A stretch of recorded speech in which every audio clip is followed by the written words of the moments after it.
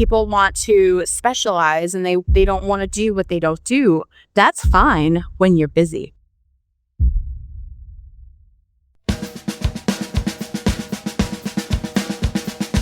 Hey, welcome back to the Bound by Art podcast. I'm Missi Blue, tattoo artist, business owner, and your guide to navigating the chaos that is the tattoo industry. If you're an artist looking to grow your business, attract the right clients, and learn how to survive this career without losing your damn mind, then you are in the right place. Every week, I'll be bringing real talk, actionable tips, and hard-earned lessons from my own journey with a side of good vibes and a little bit of sarcasm. Whether you're new to the game, feeling stuck, or you just need a kick in the ass to get that spark back again, this is the show for you. Welcome to Bound by Art. Now let's get to work.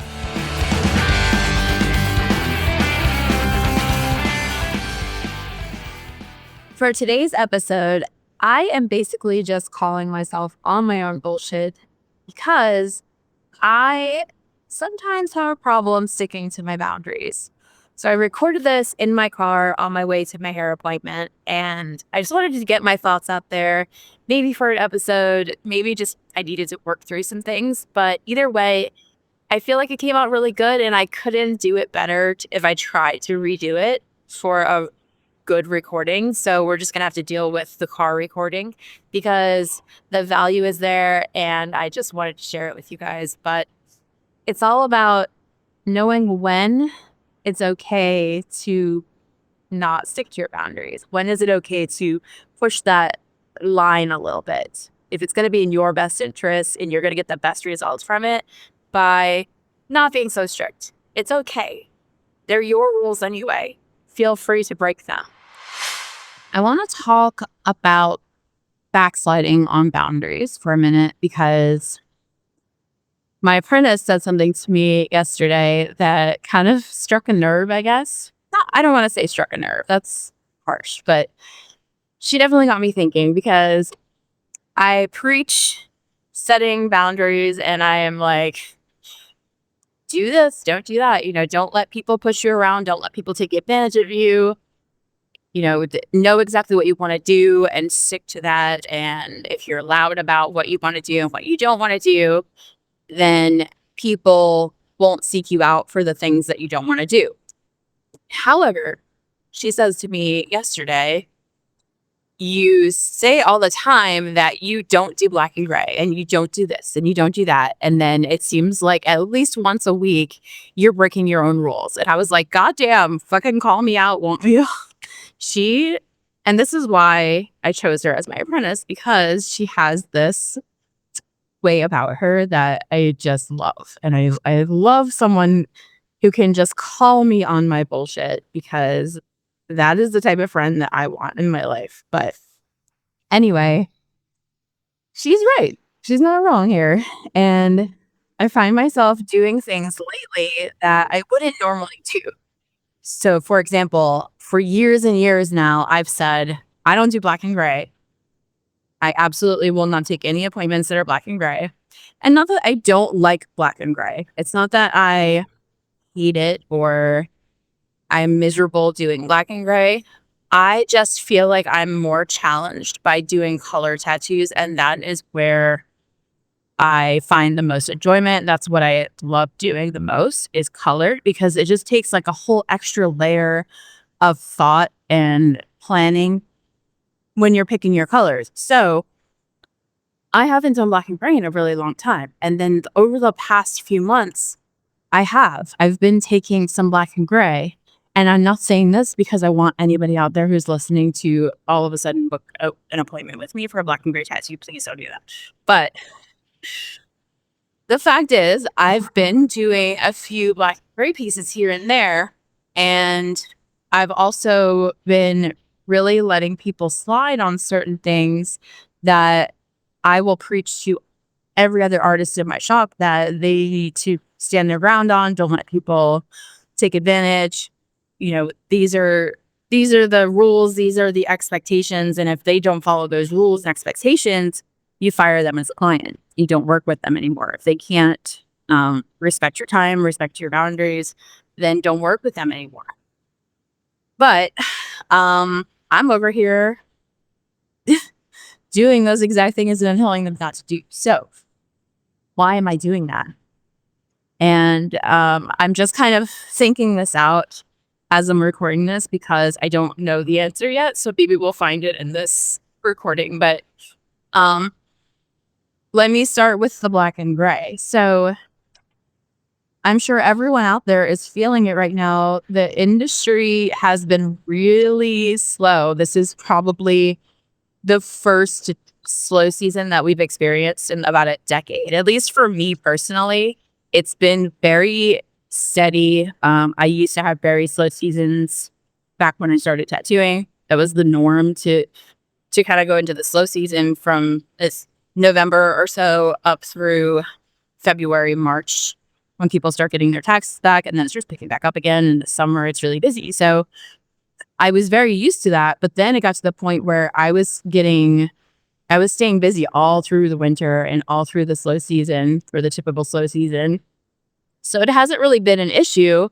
And, we get comfortable and we learn to expect that. And unfortunately, that's when things catch you off guard. And when this new slow season thing hits again, hits us and we're not prepared for it. And we're like, fuck, what do we do now? Um, Now I am rethinking my stance on no black and gray tattoos because a few things. I can't trust my schedule to be my schedule. So what I mean by that is I might look ahead at the week and be like, okay, I have 4 appointments this week or 4 days booked this week, which is a pretty solid week for me considering all of my tattoos require a lot of drawing time and they're pretty big, all day appointments. So I have 4 tattoos on the schedule for this week and I don't need to take any more appointments. I don't need to worry about booking anyone else or even talking to anybody else. And then one cancels. And then another one cancels. And then a third one wants to do a half day instead of a whole day. So now I've gone from 4 fully booked days to 2.5. And now I am having to fill these slots. I have to fill an entire day and a half a day with appointments. So now I have to either, if I'm smart, I have a cancellation list, which I do.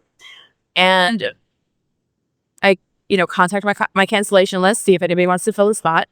And if not, then what? Now I've got to post on social media or send out an email and ask, does anybody want to get tattooed? And now I'm having to fill day after day after day. So I'm burning out my cancellation list. There's only so many people on that list that are going to get tattooed they'll say put me on the list, but they don't mean it. They're like, yeah, I love the idea of being on the list, but they're never going to be available. They're never going to come in. I would say maybe like 2% of my list actually takes me up on the cancellations. But so now I'm burning out my cancellation list. Now I'm posting constantly that I have openings and I'm just exhausting all of my resources. So now my choice is I take the tattoo that I said I don't do and I supplement my income with it, or I choose to stand my ground and say I don't do that and I stay broke. So I'm having to make these tough decisions, but when I really think about it, these people that I'm tattooing, they're previous clients of mine that I tattooed a long time ago, and they really just, this particular piece they want in black and gray. So they're going to go to somebody else to get that if I don't do it, which is fine. If I'm busy, I'm fine with that. If I'm not busy, you better fucking bet I'm taking that appointment and I'm gonna help out my client. If I'm not swamped, like there's no reason for me to say no. And that's why I say, people want to specialize and they don't want to do what they don't do. That's fine when you're busy. When you're not busy and you got nothing on your schedule, you have to take what you can get. And there's no reason that you can't take their idea and still make it yours and still do it in your style. And they know what to expect from you. They know your work. If you're doing a good job of posting online what you do and who you are, they're going to have a pretty decent expectation of what you do. So my clients already know what I do in color. And am fully capable of doing black and gray. If I sucked at black and gray and I wasn't good at it, I would not attempt it. But I know that I can do black and gray. It's not a problem for me. So I take this couple. They're getting coordinating tattoos of a lion, a lioness. One of them is black and gray, and the other one is watercolor, which is also something that I haven't really done in a long time. It's not that I don't hate watercolor. It's just not my focus right now. So I do these 2 tattoos. They are super happy. They love them. And I'm over here looking like a liar to my apprentice because I'm like, I don't do that. I don't do that. And she sits there and watches me do that. And I do it well. And I, do a good job. Everybody's happy. And, she's got to be sitting there questioning, why did I do that when I say I don't do that? And why did I do that when, I'm telling everyone else not to do that if that's not the type of work that you do? So here's the underlying reason is that these people, while I'm sitting there tattooing them, they know that I'm making an exception for them, that they're special, and I don't normally do this, and that I'm doing it for them because they're awesome clients, and I love them, and I love hanging out with them, and I know that I'm going to do, a badass job on this. So we're sitting there having a conversation, and we're talking about what I do like to do and the stuff that they like that I do. And now I've opened up a conversation with them about a future possible tattoo. And they get to sit there. So at my station, I have a little cork board that I keep all of my future projects that I want to do, like my available designs and my ideas. So I have that sitting there while they're getting tattooed for hours or hanging out with us. And they're seeing my artwork. They're seeing what I do, what I like to do, and some like possible ideas are being like forced down their throat. So now we're in this conversation about future projects and future ideas, and they're getting excited about the possibilities because now we're basically having a consultation, which is another thing I don't really do. I don't schedule consultations. And that I feel like that's a topic for another day, but I don't really do consultations. So this is the opportunity for me to consult with them about their idea. So they have an idea that I probably would have passed on if they sent in a form, like my request form, and it described it to me. I would have been like, nah, I don't know, that's not really me. But I'm able to sit there and talk it through with them. Like, okay, well, I don't really do, like, that's not really my style, but what if we did this? And what if we did that? So I'm like getting in there and we're collaborating together. And that feels really good to the client also. And that feels really good to me because I don't want to just manipulate somebody into getting something that they don't want to get. But I do, there are certain things that I enjoy doing and that I am really good at. So if we can somehow, combine our ideas and collaborate together, everyone's happy. We have a final result that both of us can live with and be happy about and be proud of. So I say, I don't do that. And then I'm going back on my word. But in the back of my mind, I'm thinking, I need to make money. I need to pay my bills. We all have bills to pay. So if I'm not fully booked up, I'm going to take what I can get and I'm going to work with what I have. So I'm leaning into these clients that I already have that want things that I don't necessarily do. And, I'm going to just make the money and get it done. But at the same time, I'm taking this as an opportunity to create future work for myself that is aligned with what I would normally do.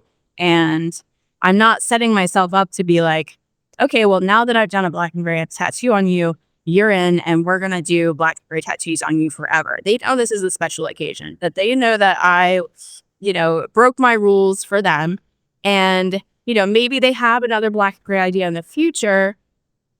And they're not going to expect me to do it because I did set that expectation. Like, this is a one-time thing. I'm just, don't tell your friends. It's a secret, like I don't tell people that I did this because, everybody's going to think I get black and gray now.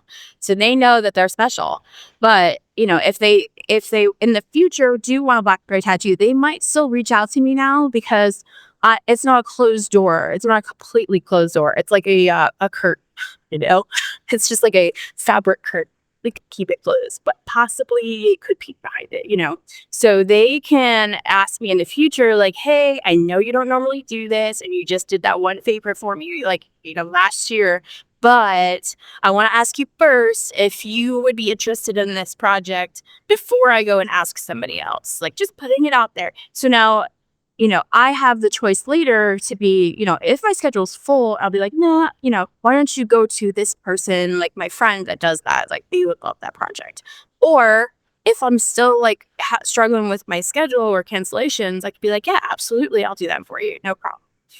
So I'm like opening that door and setting myself up for future bookings with this. So one scenario where I'm breaking my rules. So the other scenario,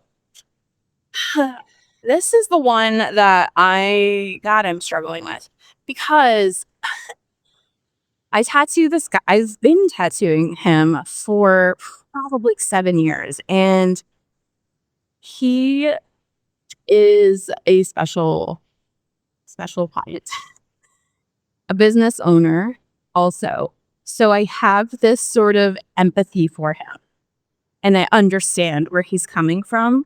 And let me give you a little backstory because it's actually really a funny backstory. So I know them from the moms group. Him and his wife, they own an acupuncture business near where I live. So I met them through the moms group in my town, which is a nightmare of a group, and I immediately removed myself from it. But I met them. They were super cool people. Really fun to talk to. We seemed to have a lot in common, and then when it came time for him to, like, he wanted a tattoo, he came to me, which was awesome. So we did like a couple cool tattoos, and then he wants to book a sleeve with me. So I reach out to him like, yeah, absolutely. Like we had talked about it when I did the first tattoo. So again, like, setting myself up for future projects. We talk about like their ideas in the future. It's a hot tip. So we talked about his sleeve during his appointment, and then when it comes time for me to draw, I'm like, hey, send me your ideas. This man sends me a PDF with all these ideas. Like, talk about 10 pounds of shit in a 5-pound bag. Like, more things than you could fit on one arm. Like, I think it was a Friday night when I opened the email, and I saw that and immediately closed it, and I was like, nope. That is a problem for future Missy, because I am so overwhelmed by that, because it was very like all of the different items in the sleeve were just like all over the place. Like, not it didn't really go together. Everything was like kind of way like different subjects and themes, and like there was nothing really matched. And I was just like, oh my God, I can't do that. Like, how am I gonna make this into a sleeve? I don't know how to make this work. And I was like full fucking panic mode. So I closed the email immediately, and then 3 days later, Monday morning, I, after taking my medicine, so fully medicated, opened it and was like, okay, I'm just going to be honest with this man and tell him what I hate and what I love, because there are some things in here that I would like to do. And I know that he's probably like, realistically, there's no way he thinks that he can get all of this on one arm. So I had to like talk myself off the ledge there and be like, okay, let me just be honest and see what happens. Like, worst case scenario, he tells me to fuck off and I don't have to try and figure this out later. And best case scenario, he is totally cool with what I say and down for whatever, which is what happened. So I told him I would be interested in doing this, this, and this. I don't want to do this. This isn't something I think would work. And I wouldn't be interested in this part of it if you let me do it this way. And so it was such an easy conversation. And so when he came in for, and I was like dreading his appointment when he came in for his first appointment for the sleeve, I'm like, oh my God, this guy's going to be a nightmare. Like, I could barely remember tattooing him before. Like, I thought he was cool, but his email made me feel otherwise. So when he gets in there, totally cool. Like, such a cool guy. I love talking to him. I love talking business with him. He's just like so easygoing, like just down for whatever. And I was like, what? okay, like, I don't know why your email was so intense and scary to me because you're totally just like a chill dude. So he is just really bad at I don't know, like really bad at communicating himself like over like text and email, I guess. So anyway, so I've been working on his sleep for a very long time. And the reason for that is this man cancels and reschedules on me all the time. And it's always something related to his business, which makes me sympathize with him and be like, oh, I get it. Like fucking stuff. Like your front desk staff no showed on you. So now you have to be the front desk staff today. Like I get it. Or you had to fire somebody last week and now you're shorthanded and you have to be at work. So like I keep sympathizing with him, and he keeps canceling on me and rescheduling last minute, and it sucks because I can't, with the rate that I'm at for my tattoos, I feel like it is much harder for me to get a last minute fill in versus someone who is $100 an hour. Um, you know, Unfortunately, like the people who want the size of pieces that I get, they plan ahead at they're, very strategic about like scheduling their appointments, and they're not very like impulse tattoo kind of people, which is what I like about them because I like a well thought out tattoo and I like a well planned out tattoo and I like to think ahead. But it kind of bites me in the ass when I need someone to fill in last minute. So it is very hard for me to get somebody in the last second like that. And he has repeatedly rescheduled on me last minute. And here's my apprentice again saying, well, wouldn't you tell anybody else, like fire that client? I'm like, I would, but I don't know. I don't know why I keep giving him a free pass. I don't know. I don't have the answer for that. Honestly, I think it's because I just I enjoy hanging out with him and talking to him. And I'm not saying that's the right answer or that it's the wrong answer. It's just how it is. Oh my gosh. Now that I'm sitting here thinking about this, the other person that I do this with is also a business owner. It's like I have this like deep sympathy for business owners and they just get to do whatever they want with me. Ugh, why am I like this? I just really cared about ego, I guess. I care too much sometimes. But yeah, the other client that I have also, she owns a gym and she reschedules on me a lot too. Maybe I need to sit down with my business owner clients and be like, look, I need you to not do this to me anymore. Or maybe I need to if I want to keep these people as clients, maybe there's a way I can work around their schedule, which I normally wouldn't like compromise my weekends or anything like that for these people. But maybe like if they are continuously canceling on me, it doesn't make sense for me to keep putting them on my schedule on a Thursday if Thursdays are really hard for them to navigate. So like if their front counter staff doesn't go to work or that gets fired or whatever, but they don't need a front counter staff person on a Tuesday, maybe I can switch my schedule that week for them and work Tuesday and be off on Thursday instead. I don't know what the answer is, but yes, that's one of those situations where I am very, very strong in that boundary with any other person, but for some reason I have a soft spot for these business owners. The point of me saying all of this is that yes, have your boundaries, be strong in your boundaries when you can.